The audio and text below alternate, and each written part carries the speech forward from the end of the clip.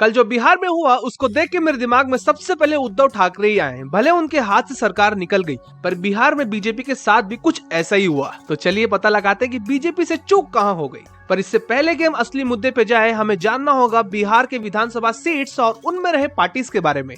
तो बिहार विधानसभा कुल 243 सीटों का है। कल तक यहाँ एनडीए की सरकार थी। एनडीए मतलब नेशनल डेमोक्रेटिक अलायंस, जिसको लीड करती है भारतीय जनता पार्टी, और इसमें शामिल थी जनता दल यूनाइट, जिसे लीड करते हैं नीतीश कुमार। और कुछ छोटी पार्टियां भी थी, जैसे हिंदुस्तान आवाम मोर्चा और विकासशील इंसान पार्टी। तो कल नीतीश कुमार के रिजाइन तक बिहार में थी एनडीए की सरकार, जिसके पास कुल थे 125 सीट्स 243 में से, जो कि एक पूर्ण बहुमत की सरकार थी। पर अब नीतीश कुमार के रिजाइन के बाद ये एनडीए की गठबंधन की सरकार टूट गई। अब नीतीश कुमार आरजेडी पार्टी यानी लालू यादव की पार्टी के साथ महागठबंधन की सरकार बना लिए। इसको थोड़ा और क्लियर करते हैं तो और अच्छे से हमको समझ में आएगा। 2020 विधानसभा चुनाव हुए बिहार में, तो पूर्ण बहुमत की सरकार बनाने के लिए चाहिए था 122 सीट और एनडीए के पास कुल हो गए थे 125 सीट। और भले 2020 के चुनाव में आरजेडी यानी लालू यादव की पार्टी के पास 75 सीट्स तो थे, पर महागठबंधन की सरकार में जो अन्य पार्टियां थी, कांग्रेस जैसी पार्टियां, उनके पास उतने सीट्स नहीं थे। तो महागठबंधन के पास कुल थे 110 सीट। तो एनडीए की सरकार ने पूर्ण बहुमत वाली सरकार बना ली।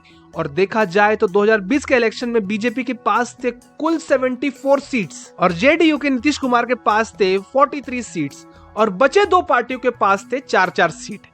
और ये गजब बात है कि बीजेपी के पास 74 सीट्स होने के बावजूद भी बीजेपी बिहार में अपने मुख्यमंत्री कैंडिडेट को खड़ा नहीं कर पाई। इसके पीछे कारण नीतीश कुमार, क्योंकि बिहार में नीतीश कुमार का इमेज एकदम क्लियर है। तो 2020 में नीतीश कुमार को ही मुख्यमंत्री बना दिया गया। तो ये हम समझ गए कि 2020 में कैसी एनडीए की सरकार बनी बिहार में। तो अब जानते हैं कि ऐसा क्या हो गया कि नीतीश कुमार ने इस्तीफा दे दिया अपने पद से। तो इसके पीछे भी कई कारण है, पर सबसे सॉलिड कारण है बीजेपी के पास 74 सीटों का होना, या कहे जेडीयू के पास सिर्फ 43 सीटों का होना। तो भाई सीधी बात है, कोई भी कंपनी में जिसके पास ज्यादा हिस्सेदारी होता है वो अपना हक चलाने के लिए देखेगा ही देखेगा। तो सेम यहाँ भी ऐसे ही हुआ। बीजेपी के नेता उतने नीतीश कुमार को भाव नहीं देते थे, या कहे उनकी बात को उतना वैल्यू नहीं देते थे। और ये खबर भी उठ रही थी कि दोनों के बीच उतने संबंध ठीक नहीं है। और जैसे नीतीश कुमार ने वहां रिजाइन दिया और एनडीए गठबंधन वाली सरकार को तोड़ा, तो उधर आरजेडी यानी लालू यादव की पार्टी ने इस मौके का बखूबी फायदा उठाया।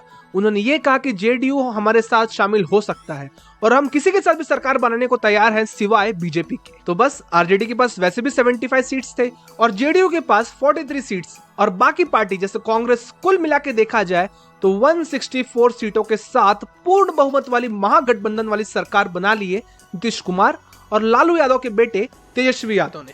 और इसी के साथ बन गए नीतीश कुमार 8वीं बार बिहार के मुख्यमंत्री।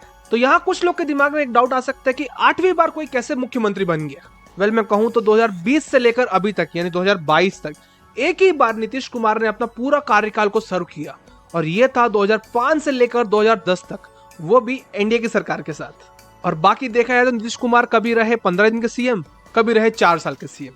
तो कुल मिला के ये है कि नीतीश कुमार 8वीं बार सीएम बन गए आरजेडी के साथ, महागठबंधन वाली सरकार के साथ।